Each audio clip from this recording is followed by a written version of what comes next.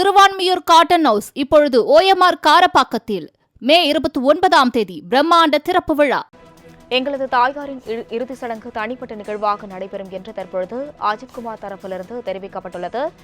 அஜித்குமாரின் தாயார் வயது மூப்பு காரணமாக காலமடைந்த நிலையில் எங்களது தாயாரின் இறுதி சடங்கு தனிப்பட்ட நிகழ்வாக நடைபெறும் என்று நடிகர் அஜித்குமார் குடும்பம் தற்பொழுது தெரிவித்துள்ளதை அண்மை செய்தியாக பார்த்து வருகிறோம்.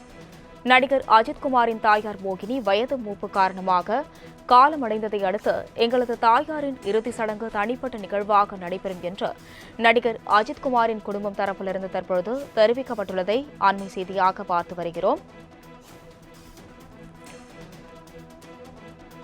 தமிழ் திரையுலகின் பிரபலமான நடிகர் அஜித்குமாரின் தாயார் மோகினி வயது மூப்பு காரணமாக காலமடைந்த நிலையில் எங்களது தாயாரின் இறுதி சடங்கு தனிப்பட்ட நிகழ்வாக நடைபெறும் என்றும் அஜித்குமாரின் குடும்பம் தரப்பிலிருந்து தற்பொழுது தெரிவிக்கப்பட்டுள்ளதை நாம் அண்மை செய்தியாக பார்த்து வருகிறோம்.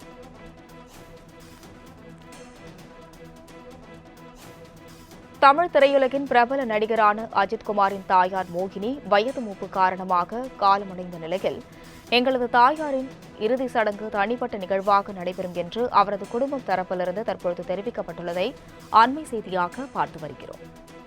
இதுகுறித்த கூடுதல் விவரங்களுடன் செய்தியாளர் சுரேஷ் வழங்க இணைப்பில் உள்ளார்.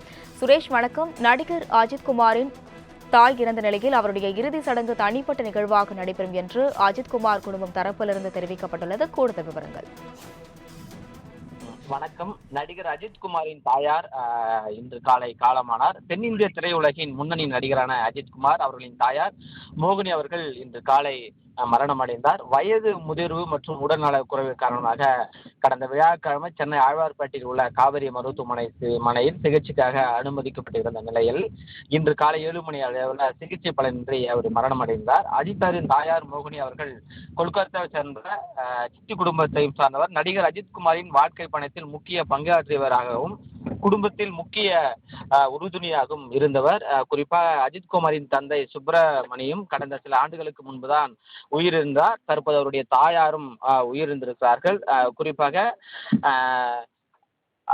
காவிரி மருத்துவமனையில் இருந்து அவருடைய உடல் திருவான்மியூரில் உள்ள அஜித்குமாரின் இல்லத்திற்கு கொண்டு செல்லப்படுகிறது. அதற்கு உறவினர்கள் மற்றும் நண்பர்கள், திரைத்துறையினர் மற்றும் பொதுமக்களுக்காக அஞ்சலிக்காக வைக்கப்படுகிறது. அது மட்டும் இல்லாமல் அவருடைய அஞ்சலிக்காக என்பது முக்கிய நபர்கள் மட்டுமே வந்து பார்க்கக்கூடிய அளவுகளில் இருக்கும் என்றும், இது மற்றவர்கள் இவர்களுக்கு அது வந்து பார்க்க அனுமதி இல்லை என்றும் அவர் தரப்பிலிருந்து சொல்லப்பட்டிருக்கிறது. என்றால் தனிப்பட்ட முறையில் அந்த இறுதி சடங்குகள் என்பது நடைபெற இருக்கிறது.